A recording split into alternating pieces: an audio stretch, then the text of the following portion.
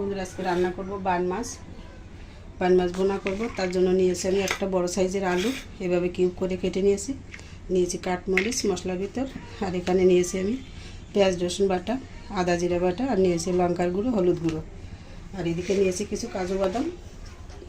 আর এই পাশে আছে আমার শাপলা, এগুলো আলাদা ভাজি করব। তো কড়াইতে তেল দিয়েছি, তেল তো গরম হয়ে গেছে। তা বন্ধুরা মাছ কিন্তু আমি আগে থেকে ধুয়ে লবণ হলুদে মেখে নিয়েছি। এখন মাছগুলো আমি আগে ভেজে নিচ্ছি।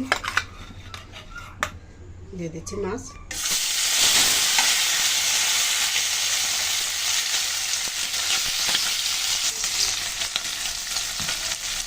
বাঁশ মাছটা খুব সুস্বাদু হবে মনে হয়, তাই দেখতে থাকি। তো বান মাছগুলো বাঁচতে বাঁচতে আমি মশলাটা একটু গুলে একটু রেডি করে নেবো। দিয়ে দিচ্ছি জল। তো মশলাটা গুলে নিলাম।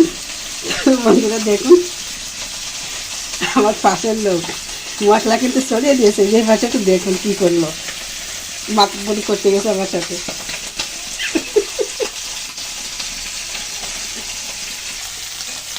মাছগুলো একটু উঠিয়ে নিচ্ছি।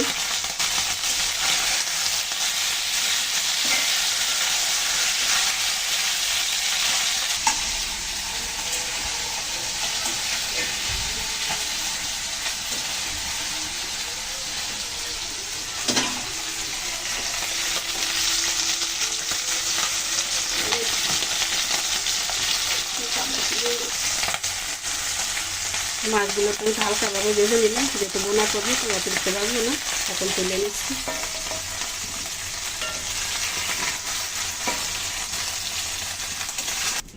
তো মাছগুলো তো তুলে নিলাম। এখন ওই তেলের ভিতরে আমি আলুগুলো ভেজে নেব।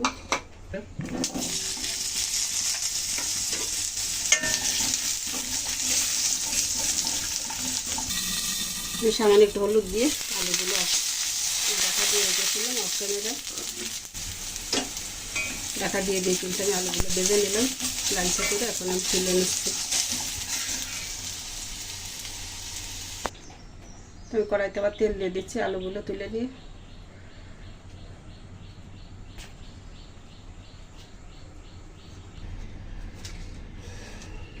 তেল তো সুন্দর গরম হয়ে গেছে। ফোড়নে দিয়ে দিচ্ছি আমি শুকনো লঙ্কা, তেজপাতা,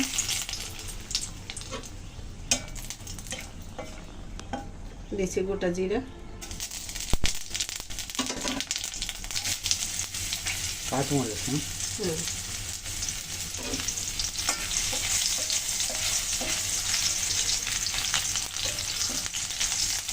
সামান্য একটু ভেজে নিলাম। আমি অল্প একটু হলুদ। এখন দিয়ে দিচ্ছি আমি গুলে রাখা মশলা।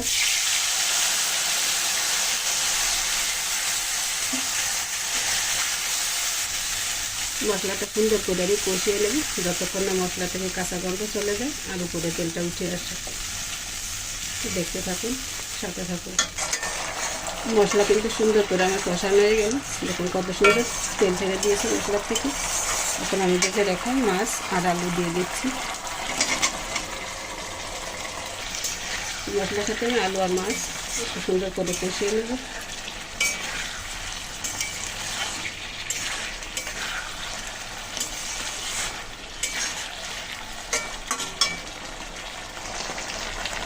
আমি এখন দিয়ে দিচ্ছি 1 চামচ কাজু বাদাম বাটা।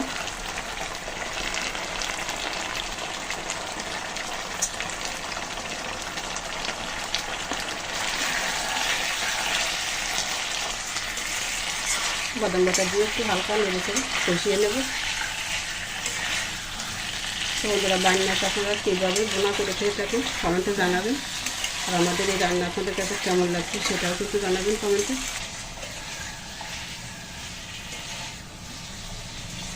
তো বন্ধুরা আমাদের এই বান মাছ রান্না রেখে রয়েছে, আপনাদের কাছে কেমন লাগছে জানাবেন কমেন্ট করে।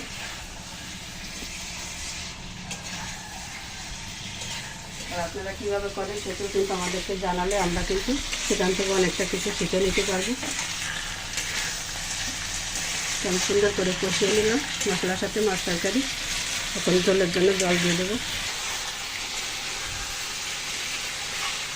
মাছ থেকে তরকারি থেকে কত সুন্দর তেলটা ছেড়ে দিয়েছে দেখুন।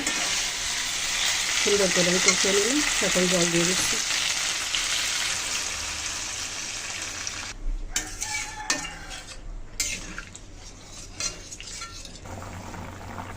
তরকারিতে সুন্দর জাল এসে গেছে। আমি একটু লবণ দিয়ে দিচ্ছি পরিমাণ মতন, আর দিয়ে দিচ্ছি আর একটু জিরা বাটা।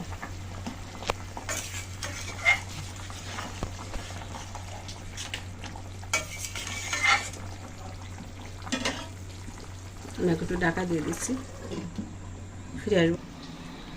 ঢাকনা তুলে নিচ্ছি। ওয়াও, সেই ফ্লেভার। বন্ধুরা রান্নাও কিন্তু হয়ে গেল, দেখুন তরকারিগুলো কত সুন্দর সফট হয়ে গেছে।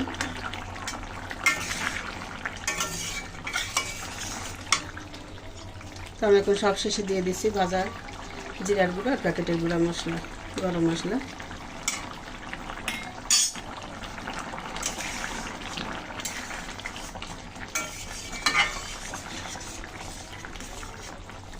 সুন্দর করে মিশিয়ে নিলাম। আমি আর একটু সময় ঢাকা দিয়ে রাখবো, আর একটু সফট হয়ে যাবে তরকারিগুলো। তো ঢাকনা খুলে নিলাম।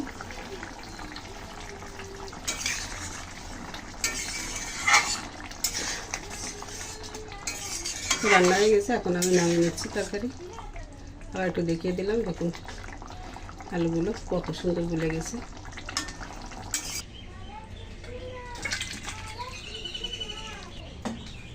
নামানো হয়ে গেল। হ্যাঁ হয়ে গেল আলু দিয়ে বান মাছ বোনা। বন্ধুরা তরকারি দিয়ে যে নামিয়ে নিলাম বান মাছ আলু দিয়ে রান্না করলাম। তো কেমন লেগেছে আপনাদের কাছে কমেন্ট করে জানাবেন। তো সবাই ভালো থাকুন, সুস্থ থাকুন। আজকের মতোই ছোট্ট পর্বটি এই পর্যন্ত রাখছি। তো সবাইকে অগ্রিম শুভেচ্ছা জানিয়ে আবারও অসংখ্য ধন্যবাদ ও নমস্কার সবাইকে।